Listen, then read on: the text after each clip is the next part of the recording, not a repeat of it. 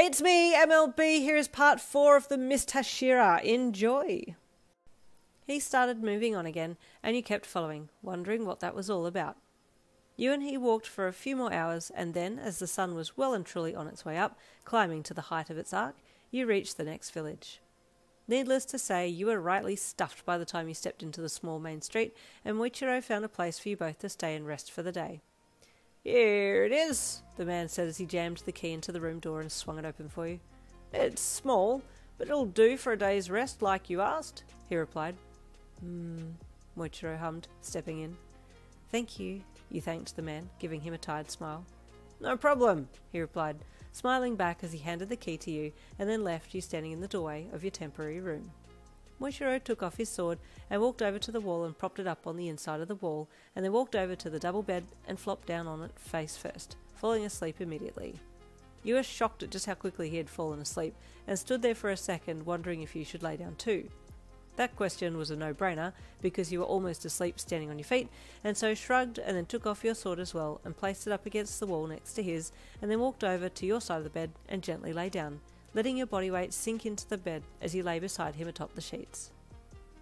This is comfy, you thought as you drifted off to sleep, your eyes slowly closing as you watched his sleeping face next to yours. When you woke next, you saw it was getting close to nightfall. The afternoon sun was streaming in through the window and falling across the bed, warming you nicely as you lay there on your side looking towards the window. Yawning lazily, you went to move but couldn't, and looked down to see Muichiro's arm across your middle. You jerked yourself up and saw that somewhere along the sleep line you had rolled into him, and he had just accepted you and wrapped an arm over you as he had turned as well, your back into his front as you cuddled in your sleep. "Sorry," you mumbled as you pulled away from him, your movement causing him to wake groggily. He hummed with eyes half-lidded and half-lifeless. "Sorry, we were..." Your tongue fumbled your words like an uncoordinated football player, and you swallowed your sentence back down, and then decided to pick a different approach. Nothing. Did you sleep well?" "I did," he said with a yawn, as he sat up and then got off the bed. "We should eat." "Oh, yes, we should," you agreed, quickly getting off the bed as well, and running over to pick up your sword while he put on his. Once you both had your swords back on, you headed out of the room to go and find somewhere to eat. This town was bigger than the one that you had stopped in the day before, and you walked close behind Muichiro as he headed down the main street.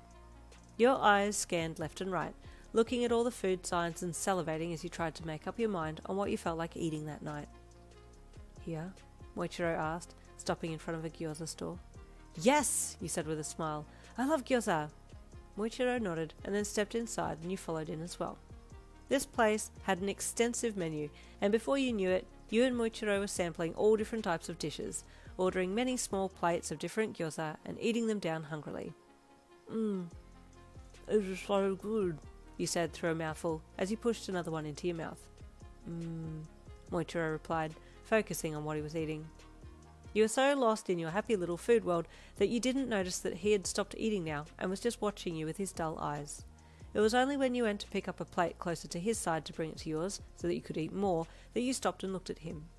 You stared at him, and he stared back, neither of you saying anything as your hand on the side of the plate held fast, holding onto it until you could pull it back to your side.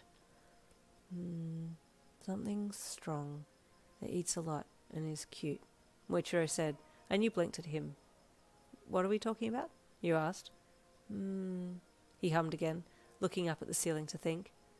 "A raccoon, maybe?" "What's a raccoon?" you asked, slowly sliding the plate across the table closer to yourself now that he was distracted. You're a raccoon, not a squirrel," he said, dropping his upturned face to look at you. Then he went straight back to eating. You paused. "Wait, what?" you screeched internally. "Did he just call me cute? Was he calling me cute just now? Did he say fierce, eats a lot, and is cute?" You tried not to grin really brightly all of a sudden, and just cleared your throat and tried to act cool about it.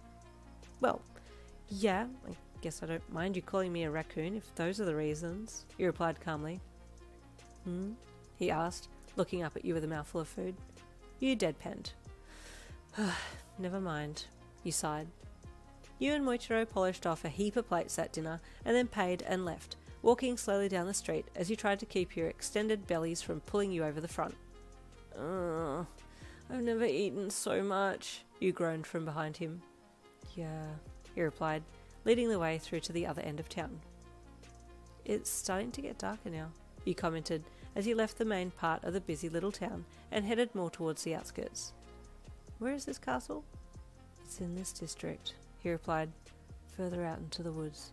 We'll need to wait a little for it to get very dark before we make a move. It's to be a stealth mission after all.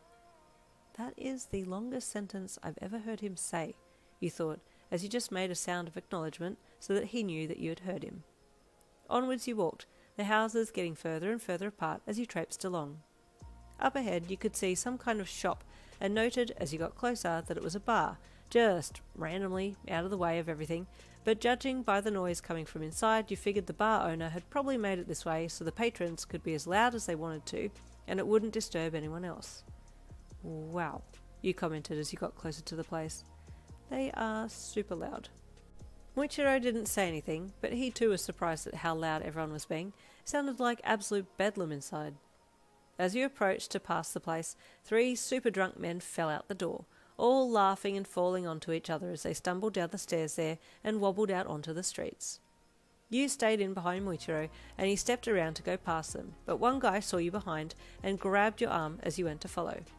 What I just caught, he said loudly, slurring his words together terribly in his inebriated state.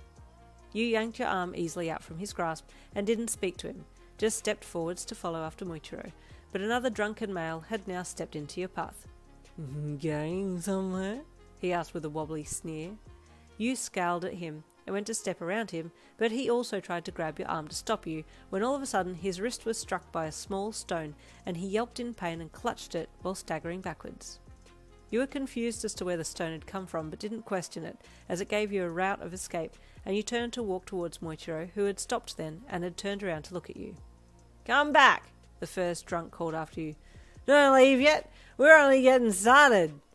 He started to stagger towards you while you were making your way over to Muichiro, and you got to the Miss Hashira just before the drunk got to you. Feeling his disorderly presence coming up behind you, you turned to either fight him, dodge him, or yell at him, but you didn't need to do any of those things, because just as he reached out his hand to grab your clothes, Muichiro stepped between you both and grabbed his arm, throwing it away with such force that it spun him slightly, and he tripped and fell, making you jump out of the way slightly to avoid being fallen on. Don't lay a hand on her, Muichiro said coldly to the lump of drunken mess on the ground. He protect. We like a protect boy. Next part 5, coming next week at the usual one-shot time. I will see you all then.